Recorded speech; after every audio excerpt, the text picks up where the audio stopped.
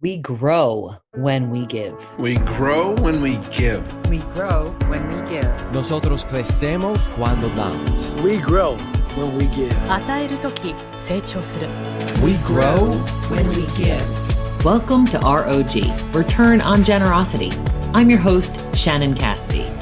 This podcast celebrates generosity at work, not financial giving valuable time, mutual respect, alternative perspectives, and genuine collaboration.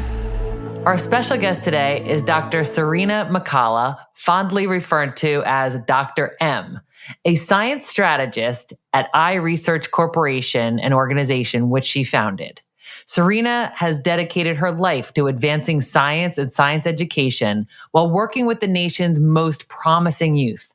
Dr. McCalla was raised in New York City and fell in love with science as an elementary school student.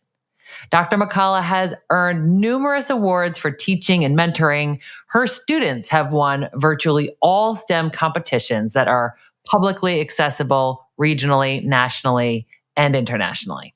She also participated as a principal subject in the National Geographic documentary Science Fair. This film chronicles the importance of science fairs in the high school learning experience. It was premiered in the 2018 Sundance Film Festival and won the festival's first ever overall festival favorite. The documentary also earned additional awards like the Academy Emmy Award. Serena has recently won the National Geographic Wayfinder Award in May 2023. I can't wait to hear more about that. What I appreciate most about you, Serena, is your unique combination of determination and grace. You are a winner and a learner. Welcome to ROG, Serena. Thank you so much for having me. I'm so happy to be here today. Thank you. I'm so grateful that you're here too. So I'd love for you to share a little bit of your background. Okay, well, I grew up in Queens, New York, and I'm a child of immigrants. My mom from Jamaica and my dad's family is from Panama. We had a really strong foundation in regards to my parents believed and encouraged that education would remove us from an environment that didn't have the resources of the majority of people living in the United States, or, at least people in our community. So they were really encouraging in regards to our education. We went to Catholic school, which is a true struggle for my parents. And then, of course, I went on to undergrad, got my master's and my doctorate degree, which is kind of a shift from my initial goals of becoming a medical doctor. I thought I was going to become an ER physician, but sometimes your path, shifts and takes you in a different direction, which is fine. And I ended up really falling in love with research and thinking that became the next iteration of my life. That's incredible. So here you went to Binghamton University, right? You had a double major, biological science and African American and African studies. And your intention was, here you were, like, even as a elementary school student, loving science and then thinking, okay, I want to become an ER physician. And so then you're saying I learned to love research. Like, what was the catalyst there? Well, to be honest, I didn't know much about research. As a young student, I believed that if you love science, that meant you were going to go into medicine. I really didn't understand that there were other disciplines that I could, dabble into and maybe even try out until I got to college. A friend of mine who was also on the path of becoming a physician said to me that he was conducting research for one of the professors at Binghamton. And I was like, wait, what's that about? And then he explained to me what he was doing. And he suggested that I take a summer and attend a research program at Case Western Medical College and work with a researcher. So I ended up doing that. I worked with a researcher at Case Western and fell in love with Alzheimer's research and cell molecular biology, and how at the micro level and even smaller, at the nano level, we are such a dynamic organism, human beings. And I've always loved the biology of life, right? And as a result of that experience, I said, wow, this research is fantastic. And I kind of fell out of love with medicine. Then I really started thinking about maybe I should do something in regards to research, and that kind of started me on the path of what else I could do besides becoming a medical doctor. Wow. Oh my gosh. What an incredible story. And I also think your father played an important role here. Tell me a little bit about him. Yes. One of the things when I was a kid, my father used to always, I think he probably was sick of me asking him all the time, what is this? What is this? Can you tell me about this? What's going on here? Why is the lizard, hard while a gecko is soft? And my parents kind of promoted this idea of giving us Scholastic magazines or National Geographic magazines. So, of course, that made me ask more questions. And he would be like, I'm not answering you. Go figure it out. And it was probably, at the time, extremely frustrating, but one of the greatest gifts I've ever received, because it showed me that I should take initiative to take, a part in my learning process. And I actually use that tool now with all of the students that I work with, that I train them, you can find big answers. You can find the answers to these big questions you're asking. And it all honestly stemmed from how I was brought up, that my father wouldn't answer my questions. And I was so inquisitive, I needed to know. So I went and found the answers. And I think my students are highly capable of doing the same. And that's part of my teaching modality, that I ask them a million questions, but I almost never answer them, even if I have the answers. I love that. And that's one of the things that I've learned from you is how to put it back on the person and trust that they are smart and capable and they can go find the answer. And then I also like how that has helped you to learn. So that's what I mean about like your determination and your grace and humility, is that you're always open to learning and you expect that these students are going to teach you something, and you treat them like peers. So I do think that you have an unconventional and unfortunately rare teaching style. I mean, how would you describe your teaching style? I definitely think I am an innovator in regards to how I approach education. I think that we are actually stifling kids to some extent in the classroom because it's so rigid, it's so focused on standardized testing and whether or not they're reaching a certain bar. I don't think all students come in on the same playing field. And I especially don't think that we are challenging the gifted kids enough. I feel like the gifted kids are always left to the wayside. We definitely focus a lot of time and energy on the kids who need extra help, which of course that's important that we do that. But I also feel like it's extremely important for us to spend that time on those kids who are not a typical student who just learns from chalk and talk, but that a student that has these great ideas and just needs someone to kind of support them and bring in those ideas to fruition. I think that that's the biggest problem we have right now in education, that the greatest of the minds in the room sometimes are not the teachers, but actually these students who have thought of something that we may think is crazy, but is truly impactful and can truly change how we look at, environmental sciences, physics, astronomy, genetics, cancer. And I don't think enough people are giving the students the opportunity to shine. Yeah. And, in the documentary, and I'm so excited to talk about the series that just launched this week. So by the time our listeners hear this episode, the science fair, the series will be well underway.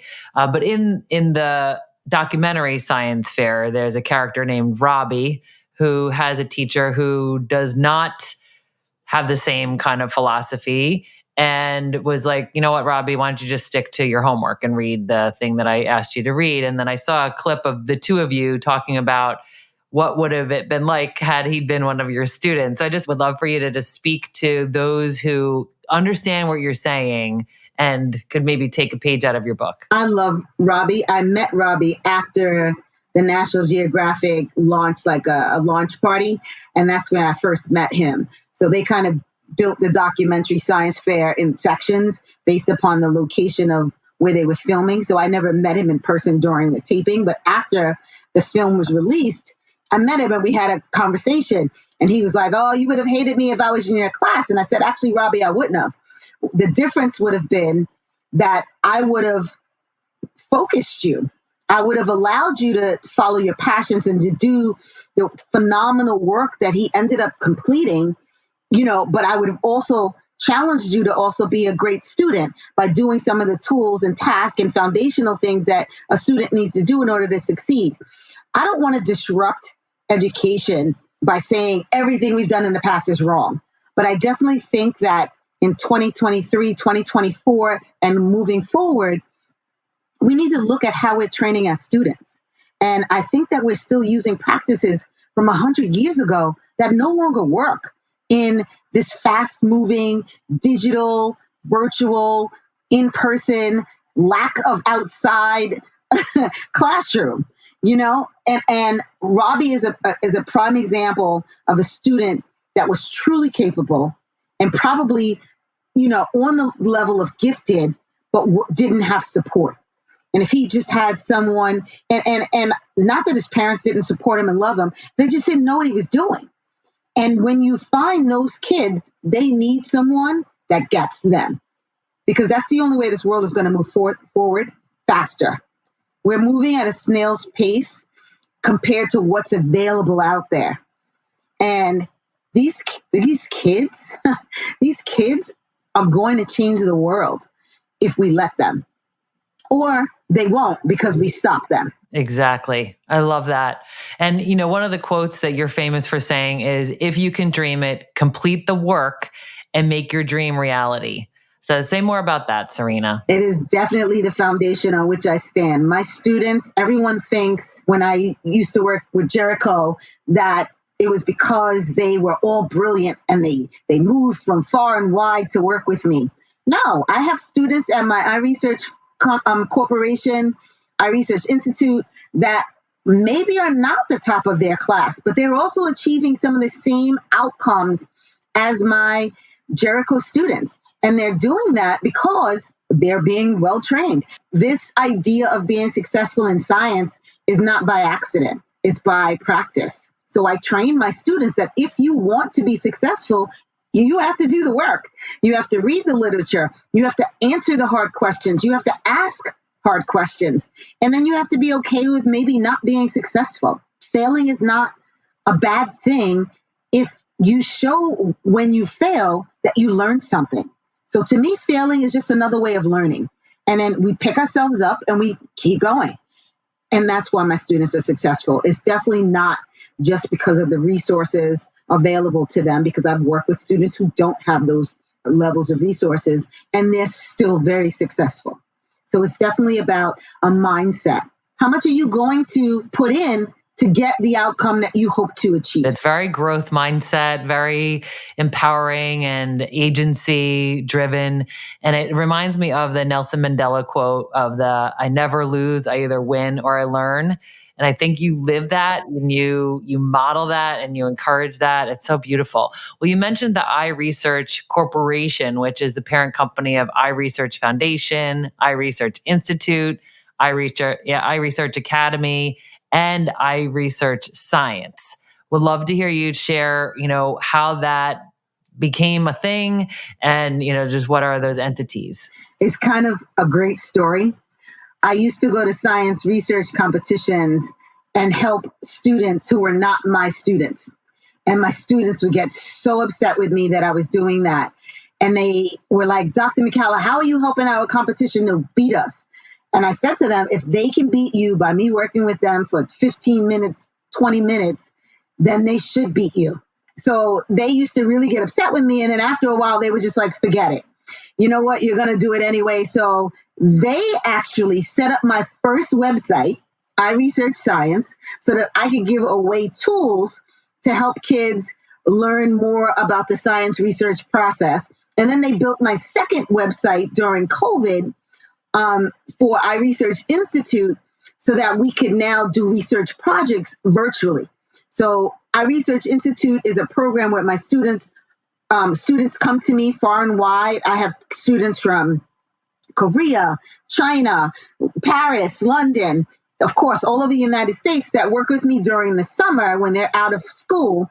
And we actually run data science, machine learning, AI, bioinformatics projects in over the internet, virtually, for the entirety of the summer. And these kids leave with phenomenal research projects that they use at competitions. iResearch Academy is a year-long program, so I work with the students between 8 and 9 months. So it's a little slower paced than the Institute because the Institute is really all day, long work, hard work. And the Academy is kind of cool because I get to see them grow over a longer period of time. And it's pretty amazing to see how much growth can occur in 8 months, even with students who have no experience in research. So I love the Academy, the iResearch Academy.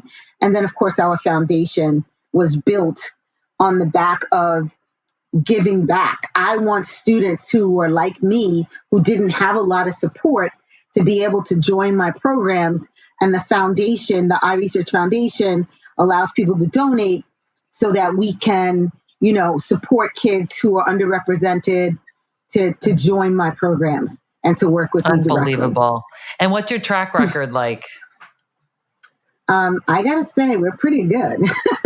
In the upcoming science fair this series, every student that I mentored, either at Jericho or through our research corporation, won an award at the International Science and Engineering Fair in 2022. It blew my mind that every single kid won.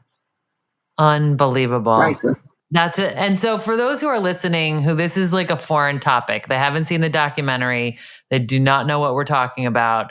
Do you have like a highlight reel of like what are these competitions, who attends, and what is the likelihood of someone winning? Okay, so the International Science and Engineering Fair, aka ISEF, is the world premier science research competition. It literally brings in students from all over the world. Literally 80 countries attend and over 4,000 students, and they all compete for top prizes. The top prize at ISEF is $75,000, and there's a series of lower prizes that they give out throughout the entirety of the competition. And it's truly research driven. So all of the students who attend have conducted some sort of research project, either at their school or through a company like mine or other places in university lab settings. And then they take their research and present it to scientists in their field. It's an amazing experience. I wish that I would have known about it when I was in high school. I did not know about it, and I think I would have won. And what's funny is all of the top schools, MIT, Harvard, Stanford, they're all there watching because they know that this is the collection of great science minds, and they want to pick those kids up and accept them to their university. So a lot of students participate because they know that it is a door opener for those best of schools in our country. That's unbelievable. And so with all of those individuals competing, and even just to be nominated to compete there is a whole series of, steps they have to take. So then they get elected, or what would you say, like nominated? So it's so funny. In the new series, Science Fair, the series, they mentioned that over 30 million students apply to their regional or national or statewide competition in order to be one of those 4,000 at ISEF. So globally, students participate in a regional fair, and then the best of those regional, national, state fairs then are accepted to go to ISEF. So it's a huge cohort. While we're on this topic, and then I do want to get into the Wayfinder Award, if you could, I don't know if this is like sharing your secret sauce, but like, what are some of the things that you have found in common with all of the students who have won these awards? Like, what are some of the, what would you call it? Like recipes for success? So here's my mantra. I think that the biggest issue in science is our inability to share our stories. A lot of scientists, we're very cerebral. A big part of our success is I understand that sharing science is difficult, and that students need to understand that it's 50% how they sell their science and 50% their science. Scientists understand what they're doing. They can have a long conversation with their peers at a very high level and explain why what they're doing is impactful. But the key here, and that a lot of scientists don't do well, is to make the story applicable to the masses. So I train my students the 50-50 way. You can and you must understand the science principles. That is the foundation of what you're doing. You're a scientist, you're a researcher. But the other part is they're 50% storytellers. They are well trained to be able to bring their story from beginning, middle to end. And that's part of why I think we beat everybody. We're phenomenal storytellers and we love and understand our science. That is so beautiful. Thank you for that. And so you have just recently won another prestigious award, which is this National Geographic Wayfinder Award.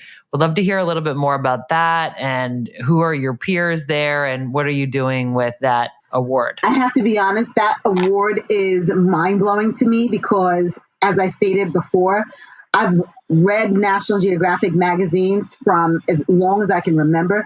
My family didn't have a lot, but what they would provide us with was educational tools. And National Geographic was one of those magazines that truly opened my eyes to the bigger world. And when I was named a Wayfinder, I actually thought they were calling me because my students won an award.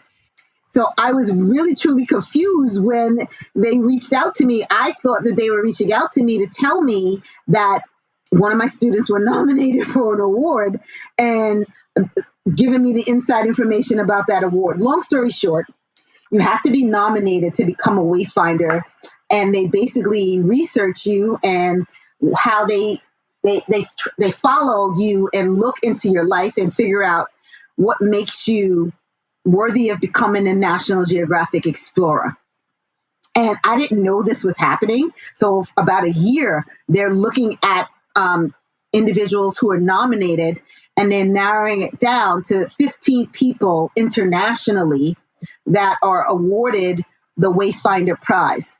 And I happen to be one of the 15 people this year for 2023. And it has been mind-blowing because some of the people that won with me, like one gentleman in particular, his name is Muhammad, he is a 2-time Pulitzer winner. And I'm like, we're in the same group? Like, mind blown. I mean, we have people who are well-known documentary filmmakers and photographers, storytellers, people making huge impacts with the NAACP that were in my cohort this year. And I'm truly honored to be in a class with those phenomenal human beings. 15 people a year, again, mind-blowing. And of course, because I am a big fan of National Geographic, just to be called an explorer is my life full circle. You know, I never would have expected that those magazines, when I was 7, 8 years old, looking at them in my grandmother's basement, that I would now be one of them. So amazing. Oh my gosh. And talk to me about the Lost Einsteins. Okay. So as a result of becoming a Wayfinder, you're given a prize. And then behind giving that prize, they're also allowed to write a grant.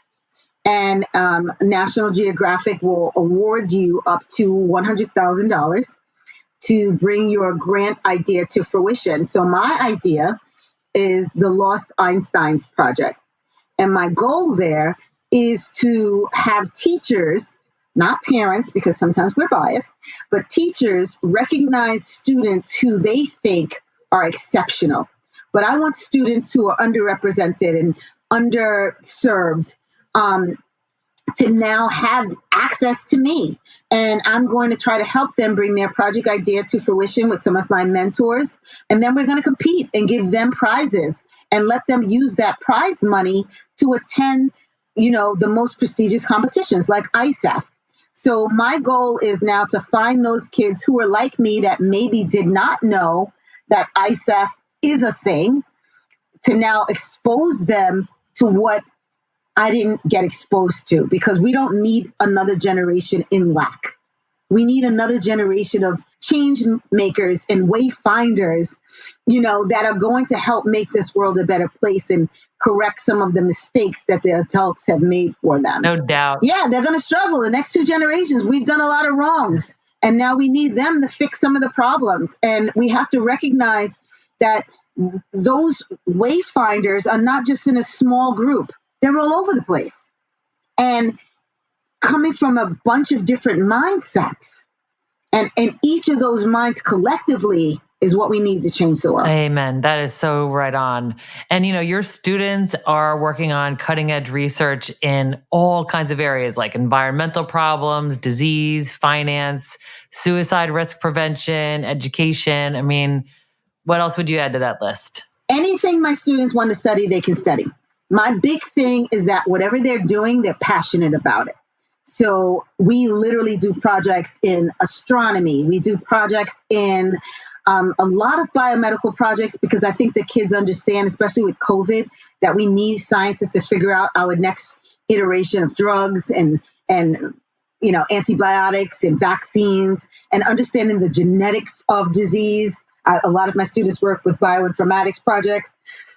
We have AI and machine learning. I mean, these kids are phenomenal coders, and they have such great ideas that are going to change how we look at medicine and environmental sciences and climate. So we literally will do research on anything.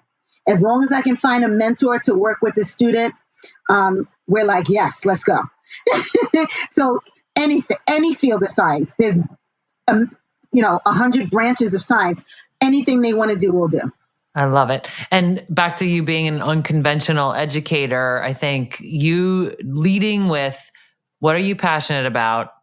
And that has no limits. Like, tell me what it is that you're passionate about. And then what I've heard you say is like, you basically do what your father did to you, which is you ask them questions back when they ask you questions, right? So absolutely. Just sharing with our listeners about your approach. My iResearch Institute and my iResearch Academy kids, we have a love-hate relationship. I know they're like, Dr. M, just tell me the answer. No. The answer is no. I am not going to tell you the answer, but what I will do is guide you. So again, my students come to me, even in our application process. One of the first questions I ask them is, what is your passion? Why are you here? Why do you want to work with me? Why do you think that I can assist you to become a great scientist? And when they answer those questions and I read their responses, then I'm like geared up now to find somebody in their field to work with them. And then after we find someone to work with them, then I'm going to ask them to do the heavy lifting, which is I'm asking you to look into science at a level that a lot of people don't look at until they get into graduate school. So you have a large learning curve. And we truly tackle the learning curve with questions. Every time we meet, we go through something that my kids coined my essential question reports. And again, my kids give me all of these names. I love them. And we do essential question reports, EQs. And with those EQs, I question them to death about everything that's going on and really stepwise build their knowledge base. And we start off, of course, very generally because they're high school students that probably don't understand, past what they're taught in AP classes, which cover a lot of information and not really narrow focus on a specific field. So we really start very generally, and then we keep narrowing down and what I call the funnel effect of learning. So we use this funnel effect of learning, and my students get the science, and then we work on the cell. What is the funnel effect? Is there a simple way to describe it? The funnel effect is basically, it's a deductive reasoning process where you start with a very general or broad scope of information, and then you stepwise, like the way a funnel is shaped, like a V, you stepwise narrow the knowledge base until you get to a very specific question. And at the very specific question, you now have this foundation of all of this other information to see why your question is important or pertinent to solving a problem. That's beautiful. Do you have any favorite questions? I'm a student of questions myself. Honestly, I'm a big how question girl. I want to know how it works, and then I follow that up with the why. Now that we know the how, why is it important to address your objectives? And again, it becomes a trend. How, why? How, why? And we continue that process until my students are so good that I can't ask a question that they don't know the answer to. Brilliant. And that's when I know we're going to win. And you've been self-described as a strict mentor, and I think you're alluding to that right now. What is your philosophy behind that? I think every student can learn. I think every student is capable of greatness in the scope of themselves. Now, my level, what I consider great for me may not be what you consider great for you. So I learn my students, I learn their peaks and their valleys, and I know, how hard I can push and how hard I can't push. So as we are working together, I understand that what I may deem as an endpoint for one student is not the endpoint for another student. So not everybody's going to come in first place at ISEF. Not every person is going to become a Regeneron STS finalist. But if they now build confidence in themselves, they learn to become a great orator, if they now believe they can achieve a goal, that's, to me, is winning too. It doesn't have to be that I won, this competition and now everybody knows my name in science and research. Winning is, I have confidence. I'm now able to learn something outside of the scope of a classroom, that I'm now contributing to the world in some way. That to me is winning too. So I know that people look at me and, oh, she's always pushing them to win, but they may not know me, and that winning to me is not just getting a prize from one of these name competitions. It's the kids' confidence in the fact that when I meet them 10 years later, they still remember me and how they grew in my classes. In your care, right? And to me, it sounds a lot like identity. Like you're helping them to identify first as a scientist, as a thinker, and you've often referred to them as peers, that they're going to be telling their story or pitching their idea or sharing their science with another scientist, right? Who's also a judge, but to see them more as a peer, I think that's just such a transformation of self-identity. It's so funny. I was speaking with someone earlier today, and he was like, I meet these kids in underserved communities, and sometimes they don't even want to look at you. They're almost afraid to talk. And that's really big for me, that the kids find their space and they become their own advocate, and they become proud of themselves without needing someone to say to them, I'm proud of you, because they may not get that. So part of my success is also, I think I build my kids up to be able to accept their strengths and their weaknesses and not be afraid of that, because no one is perfect. And I always tell my kids that if you think that there's one person out there that knows everything, you've met the person who knows the least in the room, because no one knows everything. So I don't expect them to know it all. And I said part of being intelligent is that you're able to say, I don't know. And to say, I need help. It's okay to ask for help. It's okay to not know. It's okay to fail. These are all of the things that in traditional classrooms, I think that we make kids afraid of acknowledging. And we can't, because that's reality. As adults, we fail. It's okay.